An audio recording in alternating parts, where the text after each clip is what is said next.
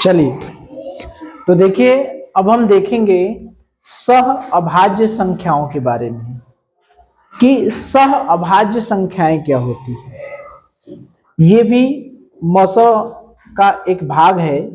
अच्छा, पहले मुझे ये बता दीजिए कि जब इसके पहले हम लोग महत्तम समापवर्तक देखें तो क्या महत्तम समापवर्तक कभी भी संख्या से बड़ा हो सकता है। जैसे मान लीजिए अगर हम कहें कि अभी इसके पहले हम लोगों ने 20 और 50 का मौसों निकाला था, तो 20 और 50 का मौसों क्या आया था, 10। यही आया था, यही ना निकाले थे। 20 और 50 का मौसों हम लोग क्या निकाले हैं, 10।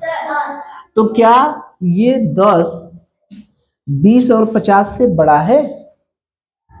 20 और 50 से क्या है, बड़ा है। बड़ा है कि छोटा है, छोटा है। यानी संख्या से क्या है, छोटा है, छोटा है।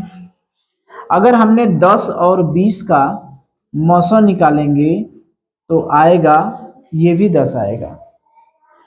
तो इसमें मौसों क्या हुआ, सबसे छोटी संख्या के बराबर हो गया, यही हुआ। सबसे छोटी संख्या के बराबर है, ठीक है। तो क्या देखें हम कि जब भी हम महत्तम समापवर्तक निकालते हैं तो वो या तो संख्या से छोटा होता है, जो संख्याएं दी रहती हैं उनसे छोटा होता है, या तो सबसे छोटी संख्या के बराबर होता है। तो ये कभी कभी ऑब्जेक्टिव में या खाली स्थान या सत्य असत्य में पूछ सकता है कि संख्या का, किन्हीं संख्याओं का जो महत्तम समापवर्तक है वह संख्या के बराबर हो सकता है कि नहीं, सबसे छोटी संख्या के बराबर हो सकता है, या तो सबसे छोटी संख्या से भी छोटा रहेगा, ठीक है। लेकिन कभी भी अधिक हो सकता है, संख्या से अधिक हो सकता है, नहीं हो सकता।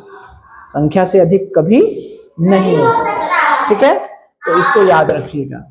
चलिए अब हम लोग देखते हैं को प्राइम नंबर यानी सह अभाज्य संख्याएं।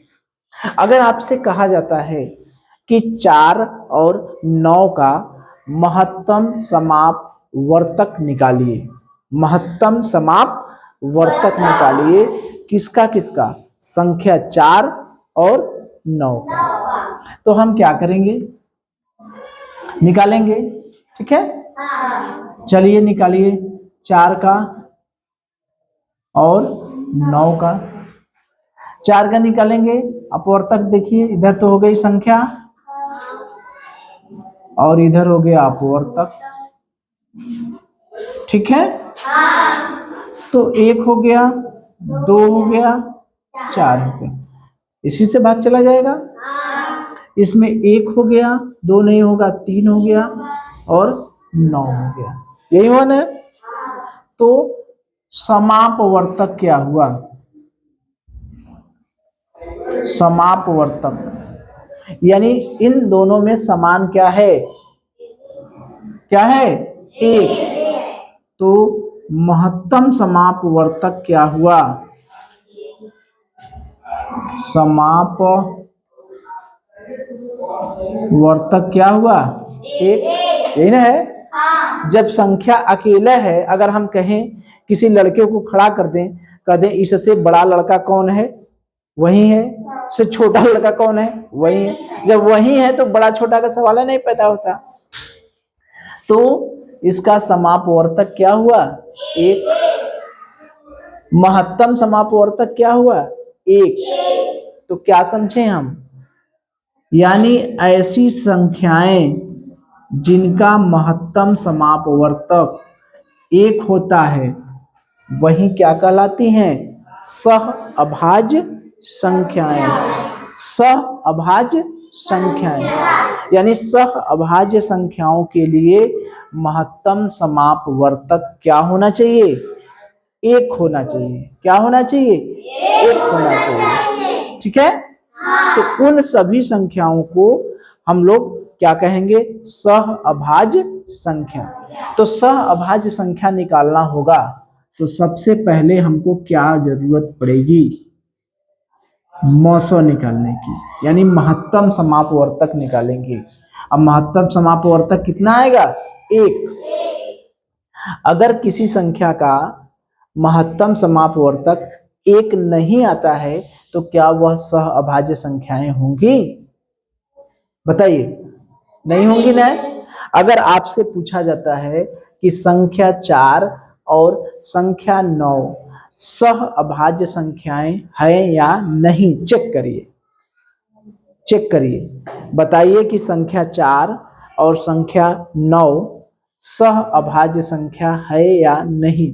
तो क्या उत्तर देंगे? हैं। क्या उत्तर देंगे? सह अभाज्य संख्याएं हैं। कैसे पता चला? हमने उनका क्या निकाला? महत्तम समापवर्तक निकाले, 1 आ गया। महत्तम समापवर्तक निकालने की एक और विधि है ना, गुणनखंड विधि होती है। जैसे ये हमने अपवर्तक विधि है, एक होती है गुणनखंड विधि, सब लोग पढ़े होंगे पीछे, ठीक है। जैसे गुणनखंड में दोनों संख्याओं का गुणनखंड कर दीजिए, इसका गुणनखंड क्या होगा?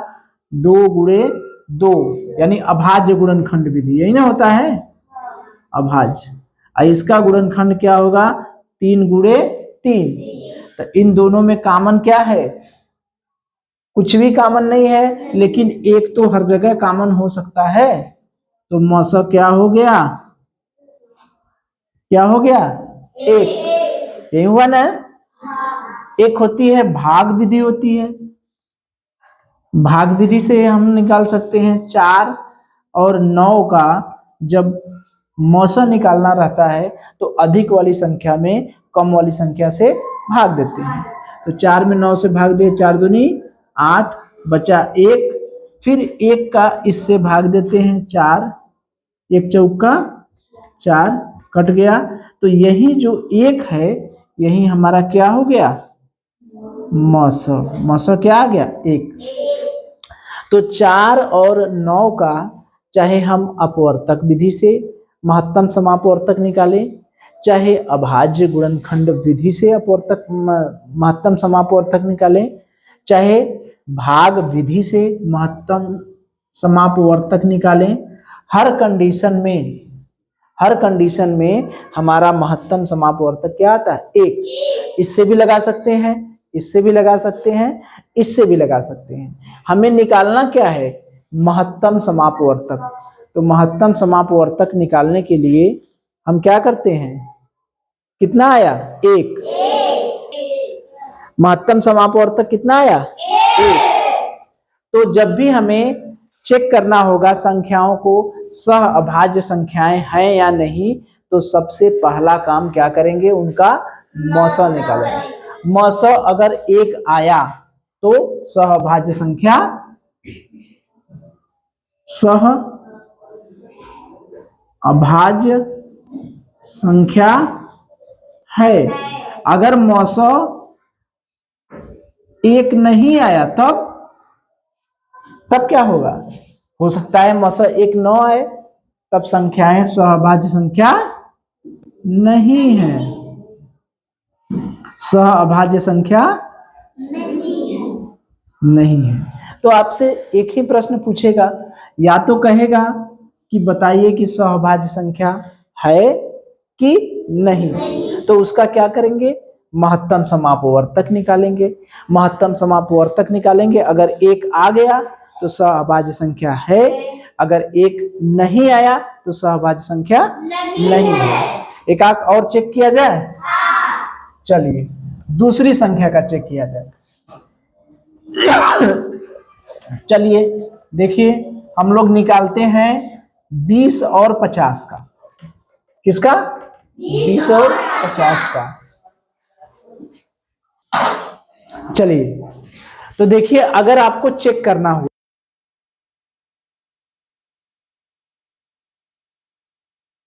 भाज्य संख्या है या नहीं, मान लीजिए एक प्रश्न हो आपके पास आ गया, ठीक है, आपसे पूछा जाता है कि संख्या 10 और 15 सह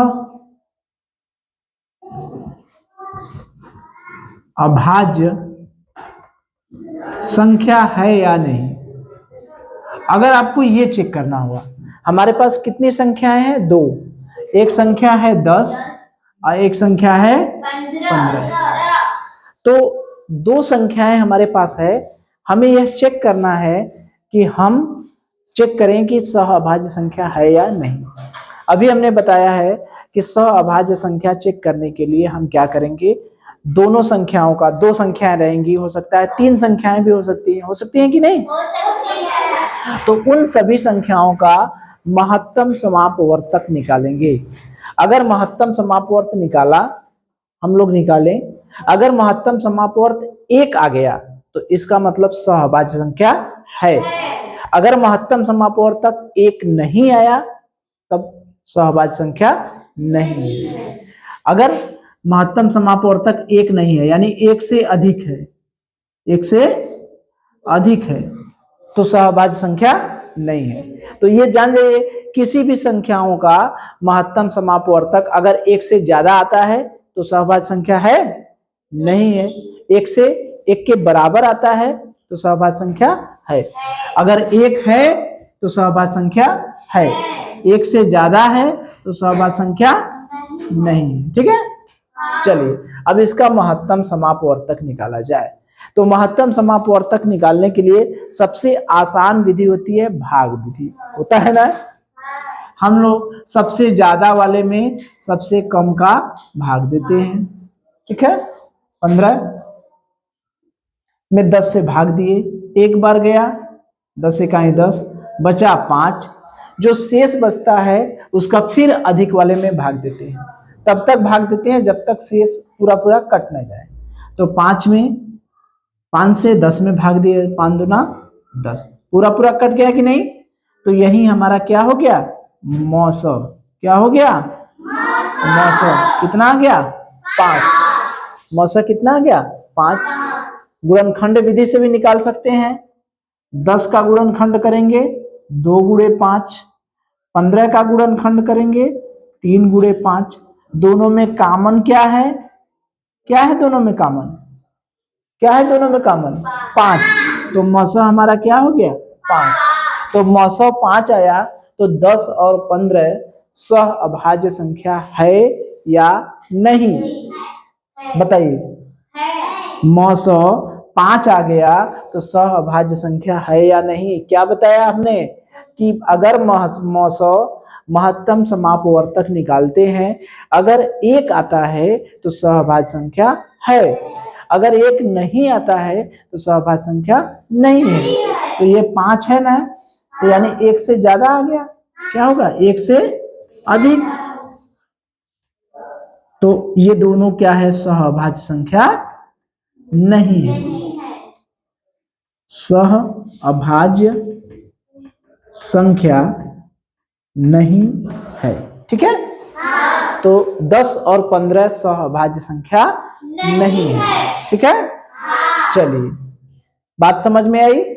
जब भी हमें चेक करना होगा सहअभाज्य संख्याओं को, तो हम उन संख्याओं का क्या निकालते हैं, महत्तम समापवर्तक। महत्तम समापवर्तक अगर 1 आता है तो संख्याएं सहअभाज्य संख्या है। अगर महत्तम समापवर्तक 1 नहीं आता है तो संख्याएं सहअभाज्य संख्या नहीं है। एक संख्या और बताइए, चलिए अब बताइए 3 और 7। ठीक है, चलिए 3 और 7 हम लोग देखते हैं। 3 और 7 सहअभाज्य संख्याएं हैं कि नहीं। चलिए 3 का मौसा निकालें, भाग विधि से निकालें। भाग विधि सबसे आसान है। 3 से 7 में हमने भाग दिया, अधिक वाली संख्या में कम वाली संख्या से भाग दे दिए।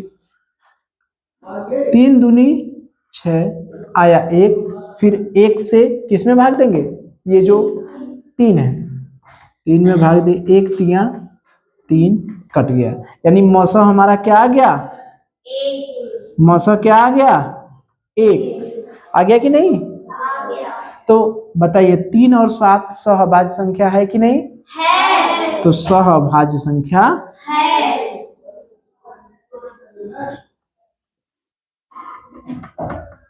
ठीक है, 3 संख्याएं ले लें। चलिए, अगर मान लीजिए हमने 16 और 9 ले लिया, चलिए 2 ले लिए, मान लीजिए 16 और 9 नहीं, 16 और मान लीजिए 10 ले लिए, ठीक है। तो 16 और 10 का मतलब अधिक वाले संख्या में कम वाली संख्या से भाग देंगे मौसा निकालने के लिए, 10 से भाग दिया हमने, ठीक है। तो 10 इकाई 10, ठीक है। अब देखिए बचा कितना, 6। अब 6 से फिर किस में भाग देंगे, 10 में भाग देंगे, इसमें भाग देंगे जो बचा है।